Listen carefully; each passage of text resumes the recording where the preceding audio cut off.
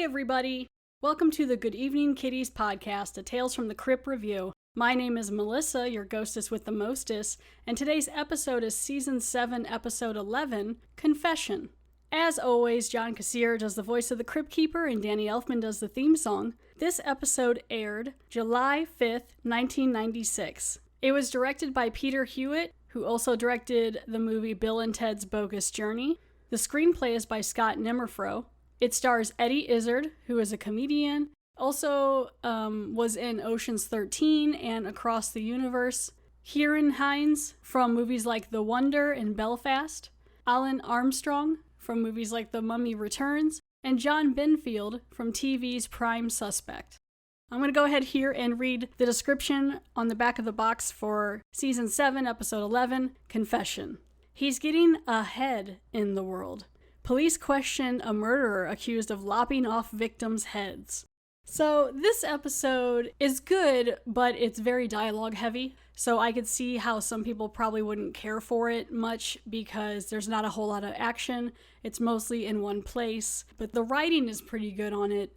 Some of the acting is pretty good. I think all in all, it's an interesting episode. It's just, like I said, pretty heavy on the dialogue, but at least that dialogue is pretty well written. So, let's get into the episode here. Tales from the Crypt, Season 7, Episode 11, Confession. As always, it opens up with the Crypt Keeper. He is down in his crypt, and there is like a lab type situation, and he is in a doctor coat. He's got glasses, and what he's doing is he's giving you, the viewer, an eye exam. So you're getting an eye exam from the Crypt Keeper. He's basically saying, he actually says, like, fix your eyes by watching this. So basically, fix your eyes by watching more Tales from the Crypt. So it's kind of fun. You know, he's in his little doctor outfit. He's got the big light reflector thing on his head. Read the next line for me, please. Okay, I see M, D, C. Okay, that's enough. I think I see what the problem is. Your eyes are in terrible shape. Probably from watching too much Tales from the Crypt. To fix it will require coactive lenses, maybe even radial skeratotomy. Although there is another test I could perform. We'll start by turning out the lights and making you look at this. It's a nasty nugget about a writer who's pretty fear-sighted himself. I call this one Confession. It's fun. They really zoom in on his eyes, which makes sense because he's talking about eyes and eye exam. But it's like all black or like all dark around him and then zooming in on his eyes, which is pretty creepy and kind of cool. So they open up the episode Confession. One quick thing before we get started. So Eddie Izzard, a few years ago, came out as a trans woman using she, her pronouns. And so in this episode, she plays a male role. So what I'm going to do in this episode is I'll probably either call the character Eddie Izzard or Evans, which is the name of the character, and then I will probably just refer to he, him for it because that is what the character is. So when it comes in pertaining to the character, I'll just use he, him. So the episode opens at a strip club or peep show, it says, and there's a lot of cops milling around, like a SWAT team and like an inspector coming out, and they're at this strip club called Shady Lady, which I thought was kind of fun. And the camera follows one of the inspector cops coming in, and they're talking to the SWAT team, and everything's been cleared out, and there's like one woman who works there who's like sitting on the stage, and I think she's crying maybe. But they're just talking about how they have found a third body that's been decapitated. Again, I think they're all women. All women have been decapitated. This is the third one. They don't know who's doing this. They don't know what's going on. And there's people taking pictures and getting evidence and everything like that. And then it starts out, you see like a woman's legs and heads up to like a coat she's wearing. And I believe they're in the bathroom. Yeah, they're in the bathroom. So it's this woman's body. She's in the bathroom. And it's not a bad prop. But it's like the woman's body and then her head is missing. So it's just like really bloody and gross. I've never seen a decapitated body. So I mean, I guess I couldn't really judge and I don't ever want to see one. But it's not a bad looking prop. The two police detectives look up and it's like a toilet that's just like a seat and then like a really tall tube and then like the tank is on top, like way above her head. Well, where her head would be. On that toilet lid, it says no class in blood. So there's definitely a message that's being sent to the police. They're trying to figure out, the two cops are there. And the thing with these two cops, I believe this is Inspector Herbert and Inspector Minty, played by Alan Armstrong and John Benfield. They have this little gimmick through the whole episode where one will be like, tell me something I don't know, and the other one will be like, I wish I could. And they're always together for the most part. They're talking about who this could be, or, they don't know what's going on. And then another cop comes out and is like, hey, we found this guy in the alley washing his hands, which it does seem a little weird. They find this guy near the strip club, I guess washing his hands just in like the gutter or in a puddle. I don't know. They're like, it seems sketchy. We're bringing him in.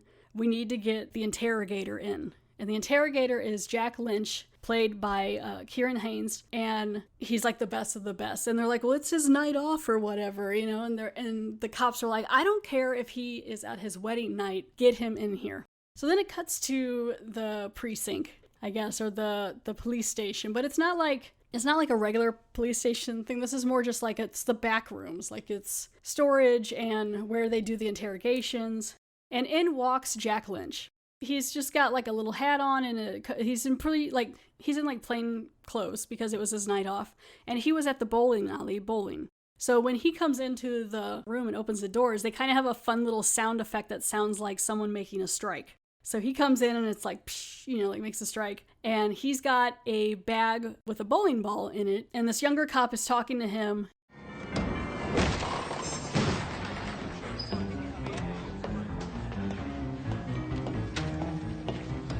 Whose bright idea was this? No, let me guess. Minty. Herbert and Minty both. I'm sorry, Jack.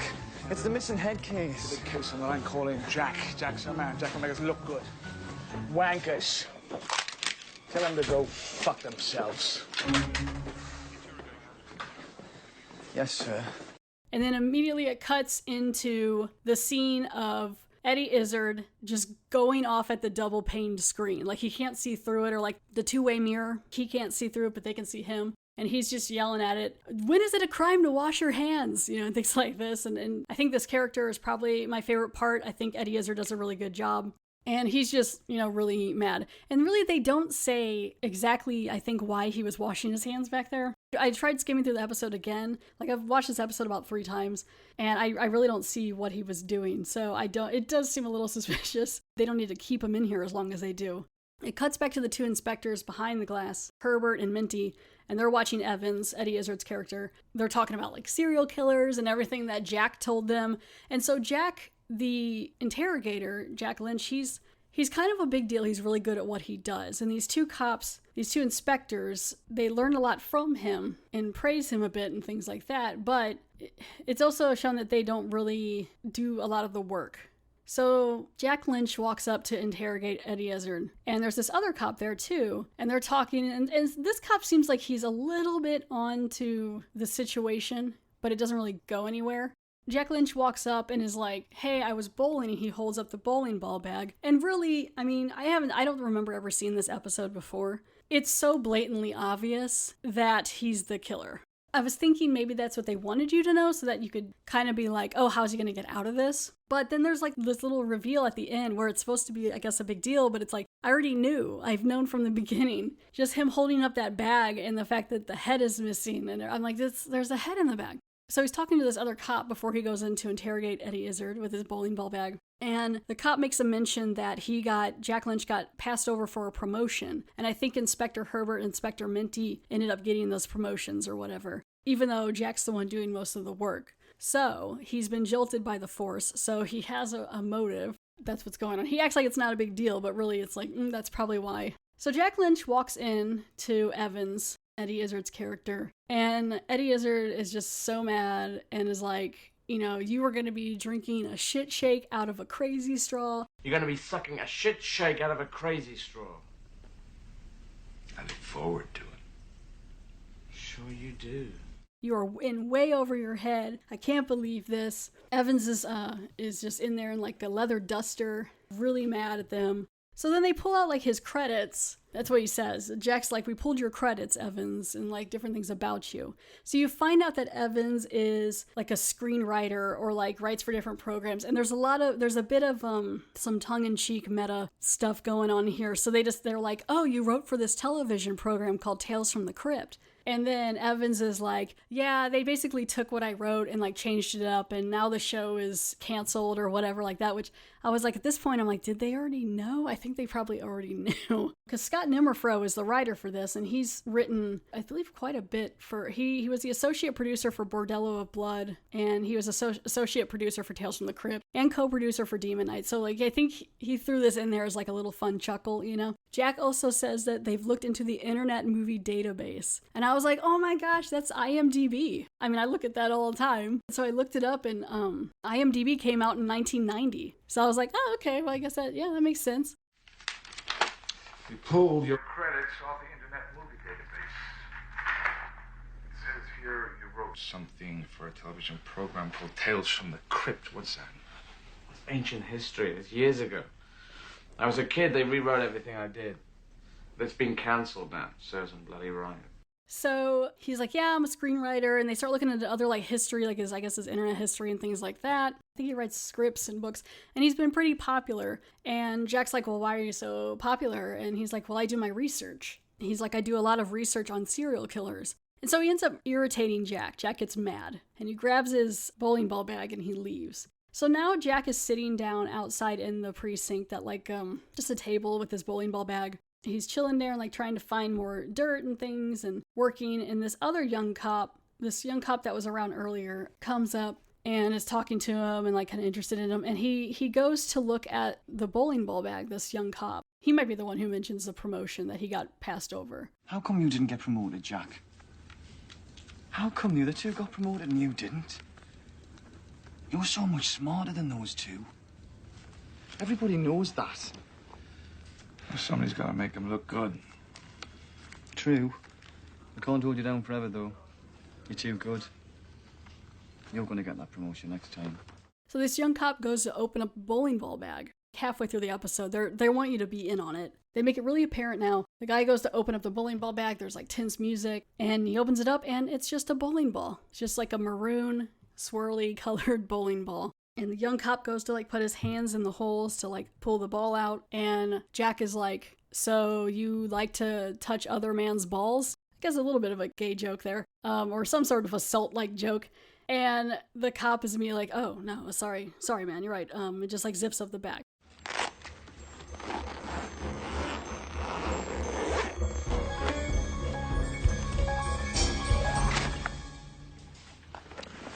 Scrimp, can I ask you something? Sure, Jack? Do you often handle other men's balls without asking?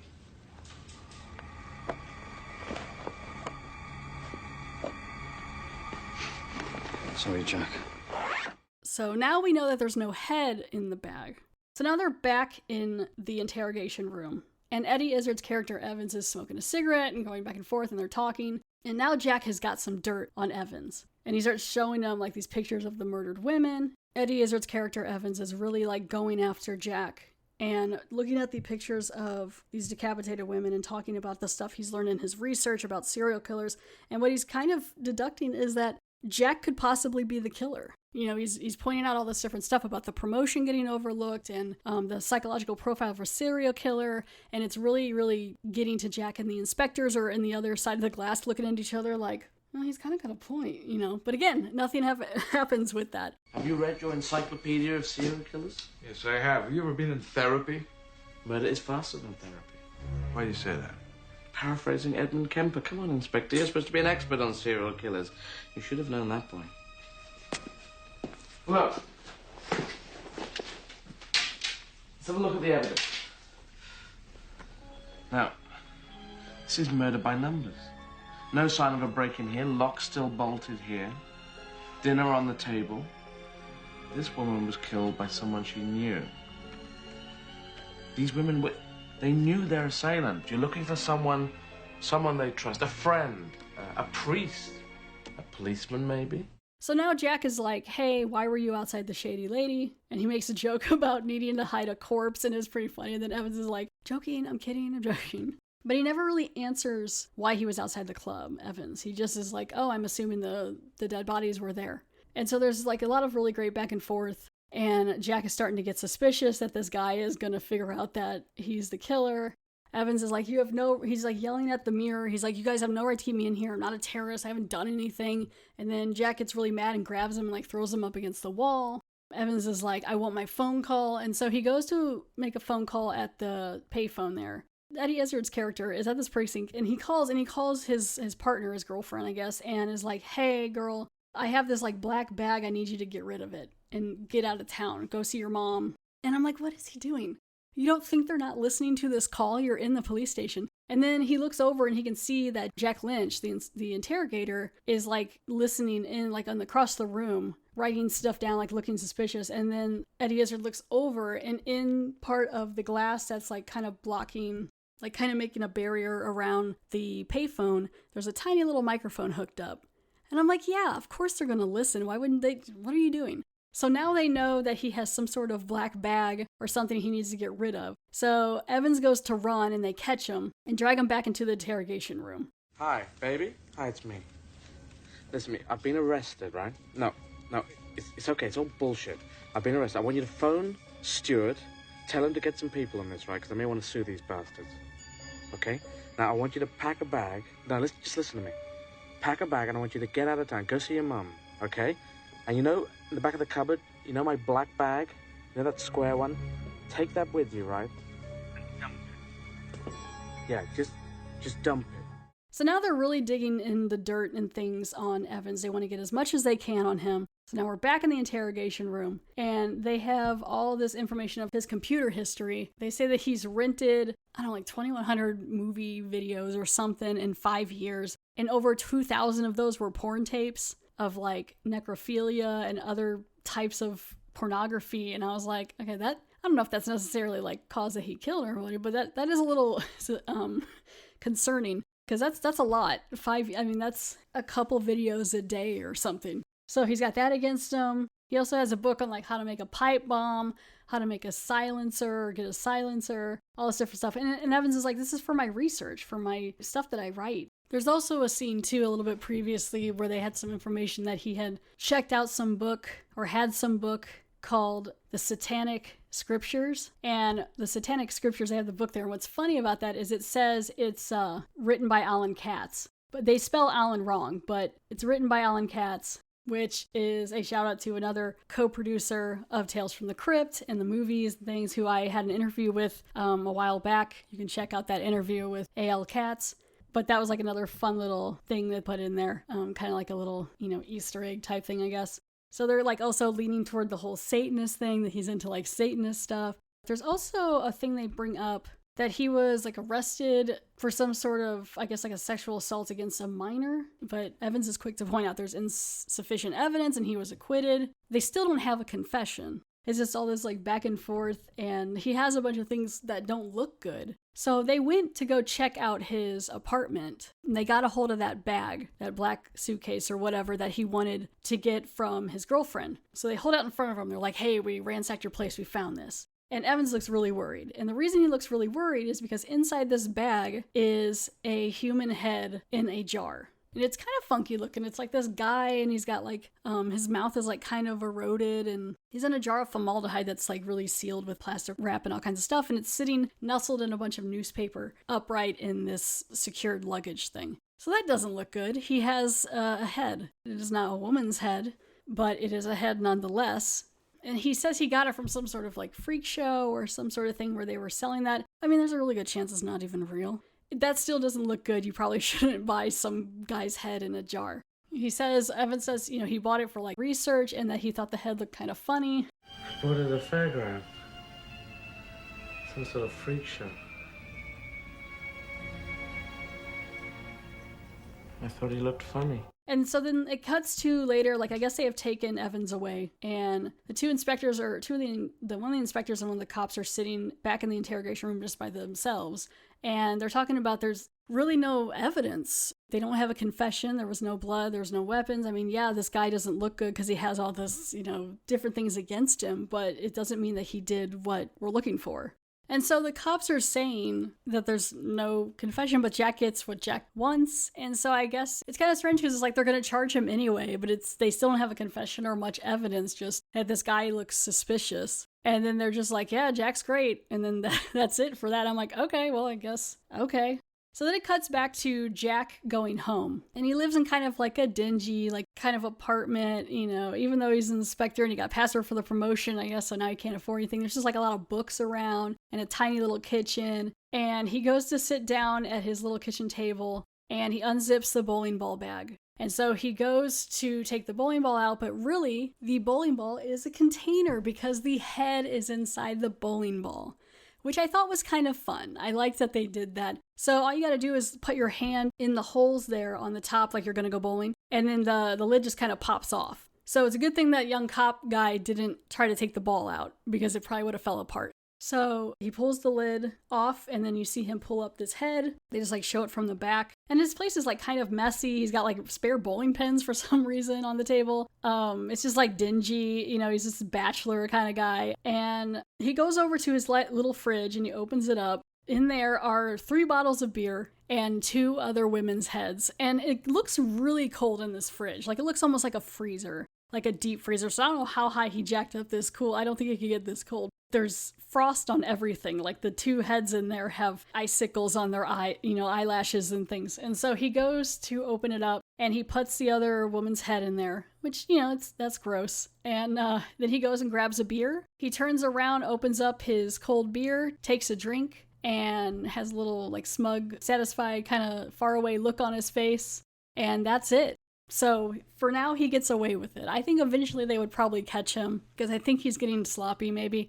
But he's basically doing this to just stick it to the cops because they won't solve it because they're not good at their job and he got passed over for the promotion and he's just angry. It's fine. The dialogue and everything is really fun. It packs a bit of a punch at the end. It's a little bit of a weird, abrupt ending just because there's still no evidence and no confession. But that is the end and we go back to the Crypt Keeper. And he's still giving you an eye exam. He's got it up on the screen, like on and behind him. And he's just having fun with all the puns and having a good time. Crypt Keeper, you're so punny. And the best Crypt Keeper pun is... Too bad about Warhol. If he had kept his mouth shut, he wouldn't have gotten ahead of himself. Still, I think prison might work as a career move. I hear great things about their chop placement. Well, kiddies, your condition isn't as bad as I thought. A prescription for difocals should do the trick. Otherwise, your eyes are perfectly fine. Want me to put them back in your head for you?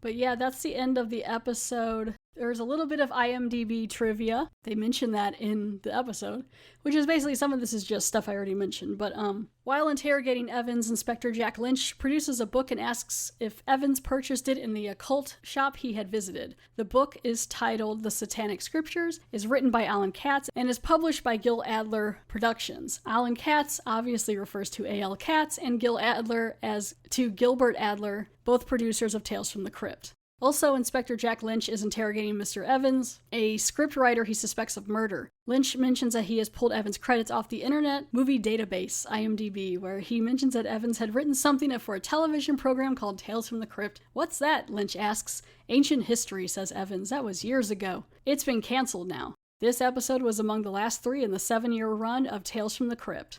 So that is the end of Season 7, Episode 11, Confession. The next episode is Season 7, Episode 12, Ear Today, Gone Tomorrow.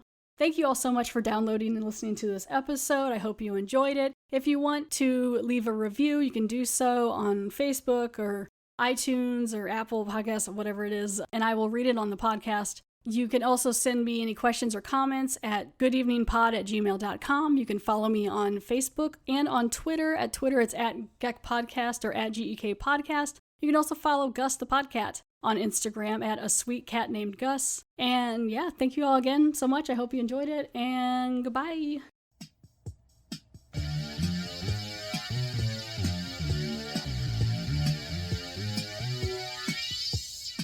I just had quite a scare.